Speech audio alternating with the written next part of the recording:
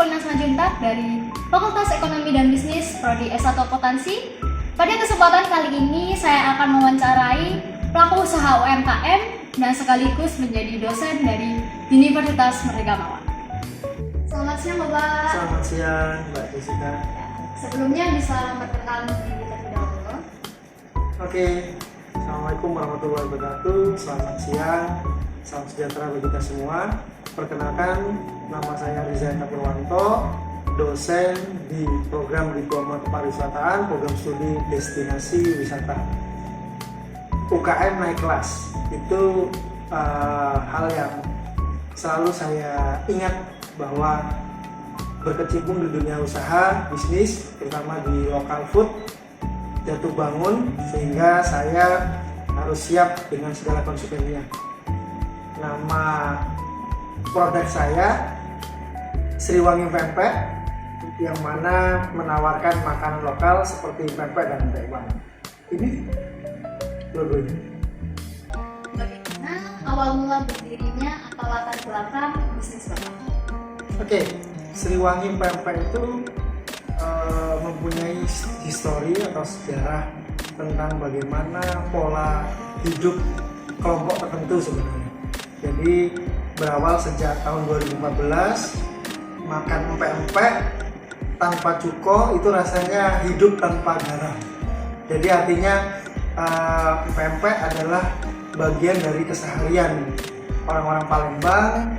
Dari situlah kami berinisiasi untuk ikut andil membuat yang namanya pempek dan menjadikan pempek sebagai makanan lokal yang mendunia.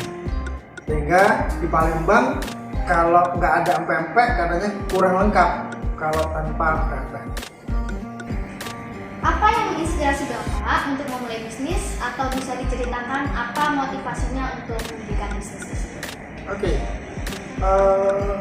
Di Palembang terutama bisnis pempek ini sangat menjanjikan karena local food yang tidak main-main menyumbang devisa untuk Pemda, daerah dan nasional, karena hampir rata-rata pempek bisa diekspor keluar itu hampir mencapai 1 ton dalam 1 hari. Jadi peluang itu yang saya anggap bisa untuk menjadikan kita bagian dari itu, sehingga nggak ada salahnya kita coba meskipun banyak sekali kompetitor di luar sana. Apa saja tantangan terbesar yang dihadapi saat memulai bisnis dan bagaimana cara Bapak sendiri buat mengatasi? Oke. Berbisnis itu selalu akan ada tantangan sampai kapanpun. Salah satu tantangan yang paling dasar adalah bahan baku. Ketika saya pergi pindah dari Palembang ke Malang, tantangannya adalah bahan baku. Kalau di Palembang mungkin bahan baku seperti ikan tenggiri itu tidak mahal karena banyak permintaan. Tetapi kalau kita di Malang, khususnya di Kota Malang, pempek yang berbahan dasar tenggiri itu sangat mahal. Tenggiri itu bisa mencapai per kilonya 90 bahkan sampai ratusan ribu. Nah, itu yang menjadi tantangan tersendiri, sehingga kami selaku pelaku UMKM selalu mempunyai cara. Salah satunya adalah kita langsung nyetok ikan tenggirinya, terus kemudian kita fillet sendiri, kemudian kita olah sendiri gitu ya. Kadang-kadang ada juga yang sudah siap, sudah digiling, sehingga biayanya juga akan bengkak ya. Jadi biayanya juga akan semakin tinggi, sehingga cost untuk itu kita minimalkan dengan cara kita membeli ikan yang segar, kemudian kita olah atau kita fillet, kemudian kita olah sendiri. Itu salah satunya. Tadi Bapak sudah menjelaskan bagaimana awal mula pempek berdiri, tantangan ataupun solusinya. Jadi sekarang kira-kira berapa sih Pak omset penjualan dari pempek? Kasih tahu nggak ya? Ya, jadi memang usaha itu tidak pernah menemukan omset yang naik terus, tapi pasti fluktuatif. Ada kadang-kadang lagi rame, ya omset naik. Kalau lagi sepi, ya betul-betul turun. Nah, Salah satu strateginya adalah kita menggandeng UMKM lainnya. Salah satu dengan catering. Saya biasanya join dengan teman dosen juga sekaligus pengusaha catering. Dimana ketika teman saya yang punya job atau sedang cateringnya jalan, tempat saya juga jalan. Itu salah satu kolaborasi keuntungan dari UMKM. Bagaimana strategi pemasaran untuk dapat menarik pelanggan? Di dunia sekarang, dunia yang sudah berubah, kita selalu beradaptasi dengan media sosial atau teknologi. Salah satu yang paling kita unggulkan adalah penggunaan media sosial.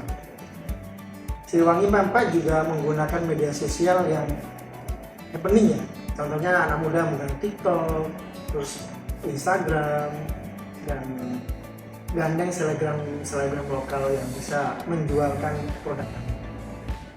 Lalu apa rencana untuk mengembangkan bisnis ke depannya? Harapannya setiap pengusaha itu selalu ingin mempunyai outlet di mana-mana yang disukai. Jadi cita-cita saya sih pengen ada Siliwangi Pempek 1, 2, 3 dan seterusnya.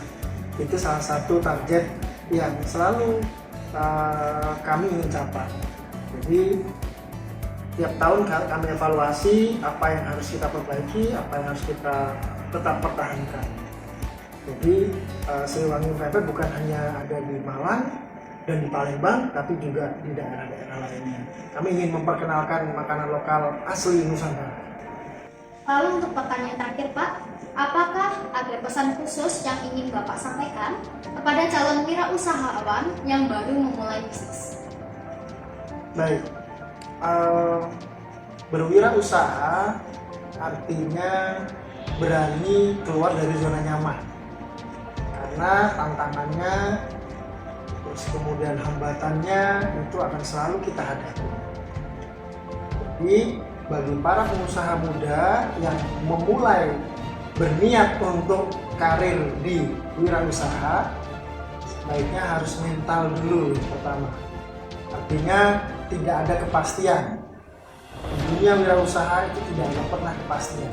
Jadi harus siap mental dulu, kemudian kuatkan niat, kemudian kita harus punya strategi produk apa yang memang nanti kita akan bisa lakukan atau kita usahakan secara berkelanjutan atau berkepanjangan.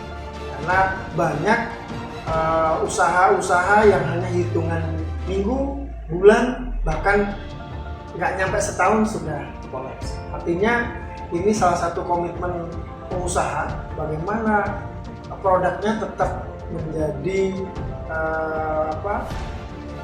hal yang diinginkan konsumen, yang dirindukan oleh konsumen. Jadi sekali lagi mental, strategi, dan produk apa yang harus kita tawarkan ke konsumen. Itu sih. Terima kasih banyak atas waktu dan wawasan dari Bapak Isa. Semoga bisnis Anda terus berkembang dan sukses di masa depan. UMKM naik kelas.